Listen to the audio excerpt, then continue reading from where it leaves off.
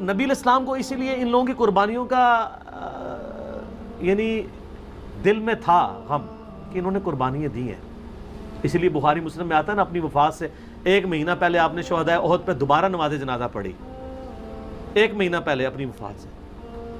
اور آپ نے وہاں صحابہ کو خطبہ دیا، آپ نے فرمایا کہ میں تمہارا پیش رو ہوں، میرا ممبر اس وقت حوض کوثر پہ لگا ہوا ہے، دیکھنا مجھے اپنے بعد تم سے یہ خطرہ نہیں ہے کہ تم میرے بعد دوبارہ سے بت پرستی شروع کر دو، لیکن مجھے یہ ڈر ہے کہ دنیا کے خزانے تمہارے پہ کھول دیے جائیں گے، پھر تم دنیا کی محبت میں ایک دوسرے سے قتل و غارت میں مبتلا ہو کر تباہ و برباد ہو جاؤ گے جس طرح اگلے لوگ ہو گئے. کیونکہ حضور نے بتایا کہ یہاں پہ وہ لوگ دفن ہیں جن کی قربانیوں کا پھل تم کھاؤ گے. یار حمزہ نے تو پھل نہیں کھایا نا رومن اور پرشین امپائر کا.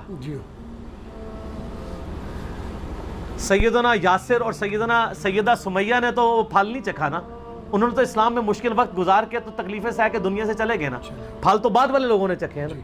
تو حضور نے اس لیے قبرستان میں خطبہ دیا تھا، دیکھنا کہ میرے بعد ایسے معاملات ہو جائیں گے. تو وہ بخاری کی حدیث میں آتا ہے کہ آپ نے فرمایا مجھے اپنی شکل نہیں دکھانی. پوری زندگی وحشی حضور کے سامنے نہیں آیا. پھر اللہ نے اس پہ کرم کیا کہ جب مسیلمہ کذاب نے دعویٰ نبوت کیا تو اس کا قتل بھی وحشی کے ہاتھوں ہوا. تو وہ کہا کرتے تھے کہ میں نے اسلام کے بہترین شخص کو قتل کیا، بہت بڑا جرم تھا، اللہ نے کمپنسیشن میری کر دی کہ میں نے اسلام کے بدترین دشمن کو بھی میں نے قتل کیا ہے، مسیلمہ کذاب کو، جس نے جھوٹے دعویٰ نبوت کیا تھا. نبی علیہ السلام حریص علیکم بالمؤمنین رؤوف الرحیم ہے، اس کے باوجود کہہ رہے ہیں واشی مجھے شکل نہیں دکھانی. اچھا مجھے بتائیں، انسان کو اپنے چچا سے زیادہ محبت ہوتی ہے اپنی اولاد سے؟ چچا کے قاتلوں کی شکل حضور دیکھنا نہ چاہیں، اور حضور کی اولاد کو جنہوں نے قتل کیا ہے ان کے آپ قصیدے پڑھتے ہیں؟ ان کے ساتھ تو وہی ہونا ہے، سحقن سحقن لمن غیر بعد، بخاری مسلم میں، دور کرو انہوں نے میرے بعد میرے دین کو بدلا. یہ تو حوض کوثر پہ جا کے پتہ چلے گا. تو میں نے اس میں بولا تھا کہ سوگے حمزہ ختم ہو چکا تھا، غم حمزہ باقی تھا.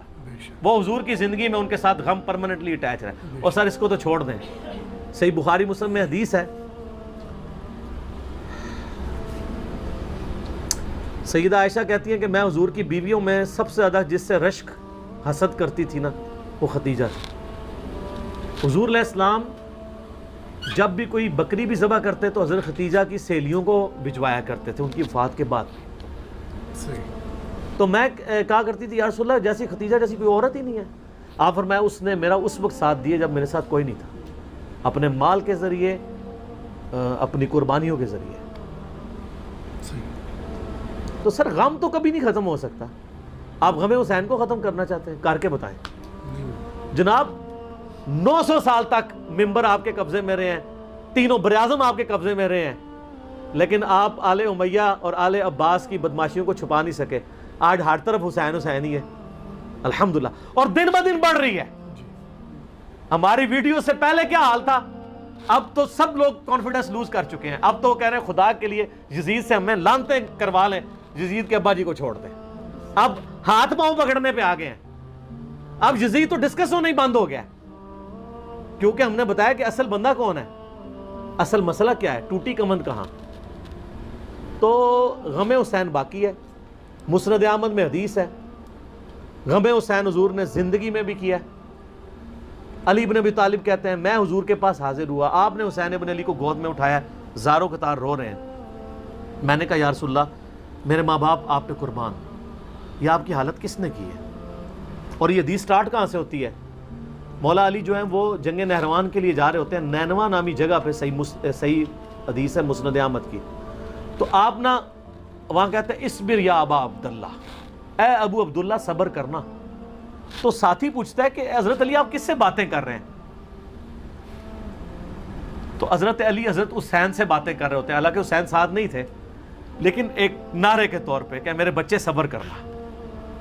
تو انہوں نے کہا کہ مجھے یہاں پہ حضور کی ایک حدیث یاد آئی ہے، کیونکہ اسی جگہ کے بارے میں نبی علیہ السلام نے مجھے بتایا تھا. ایک دن میں آپ کے گھر داخل ہوا، حسین ابن علی کو گود میں اٹھایا ہوا ہے، چھوٹا سا بچہ ہے 3-4 سال کا، آپ رو رہے ہیں. میں نے پوچھا یا رسول اللہ آپ کو کس نے غمگین کیا؟ تو فرمایا ابھی جبرائیل علیہ السلام میرے پاس آئے تھے، انہوں نے مجھے بتایا کہ آپ کی امت حسین کو قتل کر دے گی فرات کے کنارے، اور میری خواہش پہ جبرائیل نے یوں ہاتھ مار کے مجھے کربلا کی سرخ مٹی بھی دکھائی.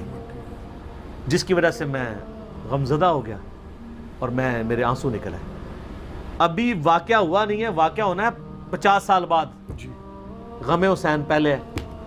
اور واقعے کے وقت کیا ہوا ہے وہ بھی مسند احمد میں متواتر حدیث ہے. ابن عباس کے 8 شاگردوں نے یہ روایت کی ہے. شیخ البانی, شیخ زبیلی دونوں نے صحیح کہا ہے, اہل حدیث بھی صحیح مان رہے ہیں. اور یہ وہ حدیث ہے جس کی وجہ سے میں نے یہ فکر حسین اور غدیر خم کے اوپر آواز بلند کی. وہ حدیث کیا ہے؟ مسند احمد میں ہی ہے. عبداللہ ابن عباس کہتے ہیں کہ ایک دوپہر میں نے خواب دیکھا کہ نبی علیہ السلام پرانگدہ حالت, بال بکھرے ہوئے اور کپڑے بھی آپ کے گرد آلود ہیں, جیسے مشقت کے آثار ہیں. آپ کے ہاتھ میں خون کی ایک شیشی ہے. تو میں نے کہا یا رسول اللہ, میرے ماں باپ آپ پہ قربان, آپ کی کیا حالت ہے؟ تو آپ نے فرمایا کہ میں صبح سے حسین اور اس کے ساتھیوں کا خون جمع کر رہا ہوں. یہ ایک تمثیل آپ علیہ السلام کو دکھائی گئی. یہ نہیں تھا کہ آپ وہاں فزیکلی موجود تھے, ایک تمثیلاً دکھایا. تو کہتے ہیں میں گھبرا کے اٹھا. ابن عباس کہتے ہیں میں نے وہ دن اور تاریخ یاد رکھی, اور بعد میں ظاہر وہ انٹرنیٹ نہیں تھا, ٹیلی فون نہیں تھے. کئی ہفتوں بعد خبر آئی کہ اسی دن یعنی 10 محرم 61 ہجری کو حسین ابن علی کو مظلومانہ شہید کیا گیا ان کے ساتھیوں کے ساتھ. تو غم حسین تو نبی علیہ السلام کو اللہ کی جنتوں میں بھی ہے. اور میں اہل حدیثوں کے لیے اور دیوبندیوں کے لیے, کیونکہ ان دونوں کا مشترکہ روحانی ابا جی ہیں اسماعیل دہلوی, جس نے وہ گستاخانہ کتاب تقویۃ الایمان لکھی ہے, لیکن اس میں اس نے صحیح باتیں بھی کچھ لکھ دی ہیں. تذکیر الاخوان ما تقویۃ الایمان چھپی ہوئی ہے, اس میں اس نے لکھا ہے کہ یہ حدیث اس بات پر گواہ ہے کہ نبی علیہ السلام حضرت حسین کی وفات پر جنت میں بھی غمزدہ ہیں. اور اس کتاب میں وہ جگہ جگہ لکھتے ہیں یزید پلید. یہ تو سعودیہ ایران کی ٹسل کے بعد یہ یزید کے دفاع کرنے والے اہل حدیث ہیں, ورنہ میں آپ کو حلفیہ کہتا ہوں کہ ناسبیت اور یزیدیت کے خلاف جتنا کام کیا نا وہ اہل حدیثوں نے کیا. نواب صدیق حسن بھوپالوی ہوں, علامہ وحید الزمان ہوں, اس سے پہلے بھی آپ چلے جائیں, بڑے بڑے محدثین ہیں. ابن جوزی نے پوری کتاب لکھی الرد علی المعتصب العنید المانع من ذم یزید. یہ اس سرکش کا رد ہے جو یزید کی مذمت کرنے کو برا سمجھتا ہے. ابن جوزی 597 ہجری میں فوت ہوئے ہیں, ابن تیمیہ سے بھی پہلے ہیں. ابن تیمیہ اور ابن کثیر نے اس کتاب کی تعریف کی ہے, ابن جوزی کی کتاب کی. اس کا اردو میں ترجمہ ایک دیوبندی عالم نے کیا ہے, وہ شاہ نفیس اکیڈمی لاہور سے شائع ہوئی ہے. اس کا PDF ہماری ویب سائٹ کے اوپر رکھا ہے ahlsunnatpar.com پہ, آپ ڈاؤن لوڈ کریں.